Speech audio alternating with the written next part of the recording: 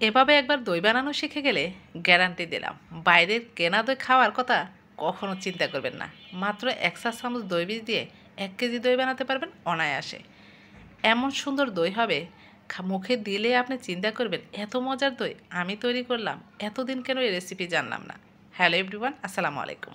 আমি এখানে 1 কেজি দুধ নিয়েছি, লিকুইড দুধ। দুধটা পুরোপুরি দিয়ে দিলাম।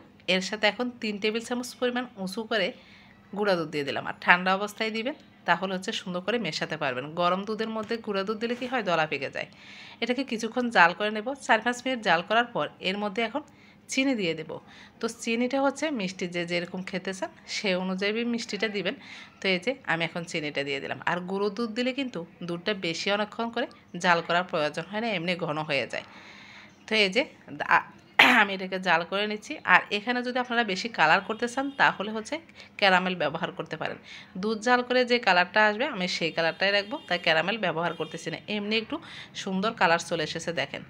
এবার দুধটাকে ঠান্ডা করে নিচ্ছি। দুধটা টোটাল 4 ভাগের 3 ভাগ যখন হয়েছে তখন নামিয়ে নিয়েছি। যেহেতু আমি গুঁড়া দুধ ব্যবহার করেছি তাই অনেক বেশিক্ষণ জাল করার দরকার হয় না।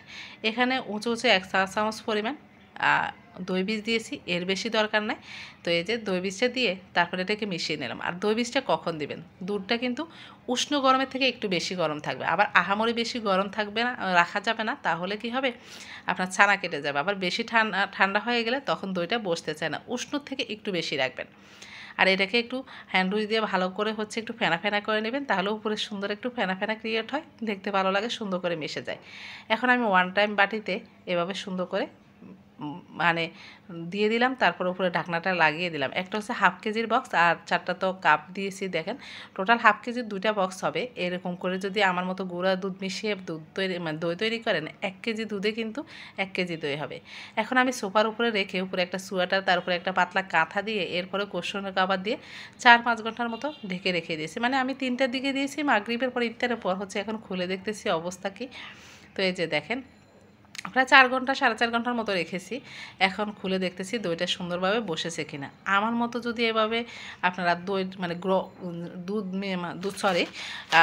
বীজ মেশানোর সময় যেটা যেটা উষ্ণ থেকে একটু গরম, ওইটা যদি পারফেক্টলি রাখতে পারেন তাহলে কিন্তু দইটা সুন্দরভাবে বসে যাবে। এই যে দেখেন সুন্দর করে কিন্তু দইটা একেবারে পারফেক্টলি বসে গেছে। এখন এই যে দেখেন এখনও কিন্তু দইটা গরম আছে একটু, তাই আমি এখন এটাকে খুলে একটু 4-5 মিনিট ফ্যানের নিচে রেখে তারপরে ফ্রিজে রেখে দেবো। এই যে দেখেন দইটা এখনও কিন্তু ফ্রিজে রাখিনি, তারপরও কতটা চাকা, কতটা সুন্দর মাশাআল্লাহ। আর এটা যখন আমি ফ্রিজে রাখবো, ঠান্ডা করবো, আরও অনেক বেশি চাকা হয়ে যাবে।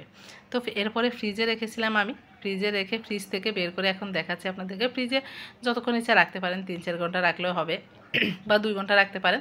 একটা অলরেডি ফ্রিজ থেকে আমার মেয়েরা খেয়ে ফেলছে। আর এখন দেখেন এই যে উপরে ফেনা ফেনার জন্য একটা সুন্দর বাবলের মতো ক্রিয়েট হয়েছে, এটা দেখতে অনেক বেশি সুন্দর লাগে। আর এই যে যত ঝাঁকাচ্ছি দই কিন্তু পড়তেছে না, মাশাআল্লাহ কতটা চাকার কতটা ক্রিমি, এত মজার হয়। এভাবে যদি আপনি একবার বানানো শিখে যান, বাইরে থেকে কিনে খাবেন না।